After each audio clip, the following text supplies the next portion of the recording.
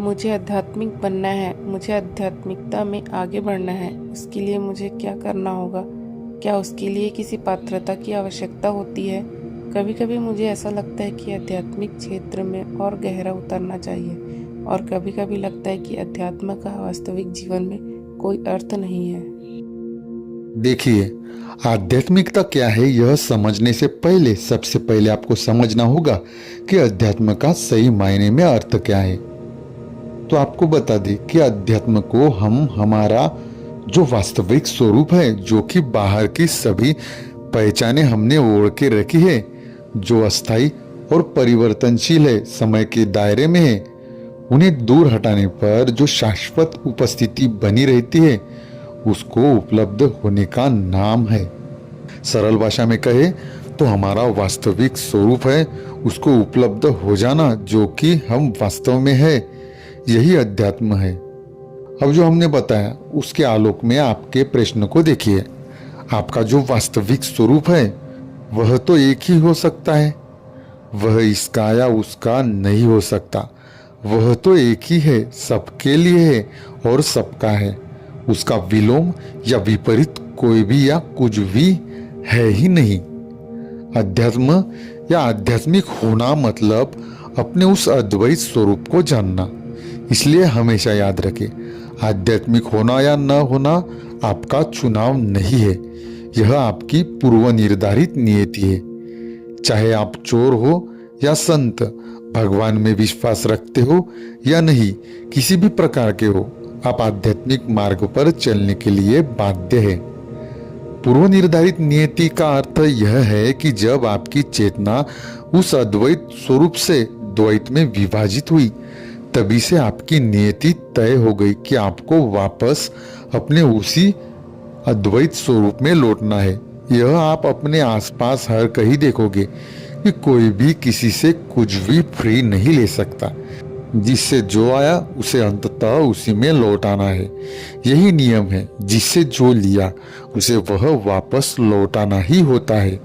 इसी कारण से एक अदृश्य दिव्य शक्ति आपको इस द्वैत संसार से आपके अद्वैत स्वरूप की ओर धकेल रही होती है। यह दिव्य शक्ति आपके जीवन में आवश्यक लोग, वस्तुएं, स्थान, परिस्थितियां और अनुभव लाती है। साथ ही ऐसे सबक भी जो आपको आपके आत्म साक्षात्कार के आध्यात्मिक मार्ग पर उसके अनुरूप बनाए रखने के लिए प्रयासरत रहते हैं। यदि आप उन परिस्थितियों से आने वाले जो लेसन है, सबक है, उनको सही तरीके से सीखते हैं, तो आप सही मार्ग पर बने रहते हैं जहां प्रतिरोध नहीं होता। यदि आप उन लेसन्स को नहीं सीखते जो स्थितियों के माध्यम से प्रकट हुए हैं, तो आप कह सकते हैं कि आप गलत मार्ग पर हैं, जो प्रतिरोध और संघर्ष से भरा होता है और अंततः जीवन को दुख, पीड़ा और भय से भर देता है। इसलिए जीवन को प्रतिरोध रहित, प्रेम, सुख और आनंदमय बनाने के लिए आपको उस दिव्य प्रवाह के साथ सामंजस्य में रहना होगा, इकोनॉमिटी में रहना होगा, जो आपको आपके परम स्वरूप की ओर ले जा रहा है। आपके पास लेसन सीखने और चुनाव करने की स्वतंत्रता है। यह आपके दृष्टिकोण और उस क्षण में आपके अस्तित्व की स्थिति पर निर्भर करता है। आप क्या चुनते हैं यह आपके ऊपर है, लेकिन आपके चुनाव के परिणाम आपके हाथ में नहीं है। चुनाव करना ही होगा, यह एक प्रकार का अनिवार्य नियम है। चुनना नहीं, यह भी एक चुनाव है और उसका भी परिणाम होगा। इसलिए आपके चुनाव उस दिव्य प्रवाह के अनुरूप होने चाहिए।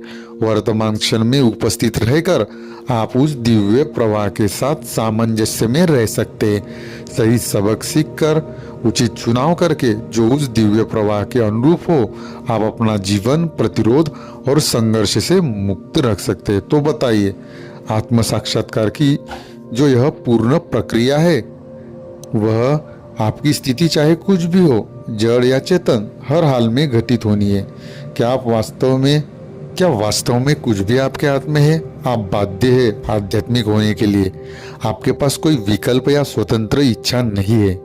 आप सोचते हैं कि आप चुनाव कर रहे हैं और उनके परिणामों को नियंत्रित कर सकते हैं, लेकिन ऐसा नहीं, आपके पास केवल अपने कार्यों और चुनाव की स्वतंत्रता है, लेकिन उसके परिणाम आपके हाथ में नहीं है। यदि आपके चुनाव और कार्य उस दिव्य प्रवाह के अनुरूप होंगे तो परिणाम सुखद होंगे, और यदि उस दिव्य प्रवाह के विपरीत होंगे तो आपका जीवन दुख, पीड़ा और भय से भर जाएगा। इस प्रकार अध्यात्म किसी बाहरी पहचान, परंपरा या विश्वास का विषय नहीं, बल्कि अपने वास्तविक और शाश्वत स्वरूप को पहचानने की यात्रा है।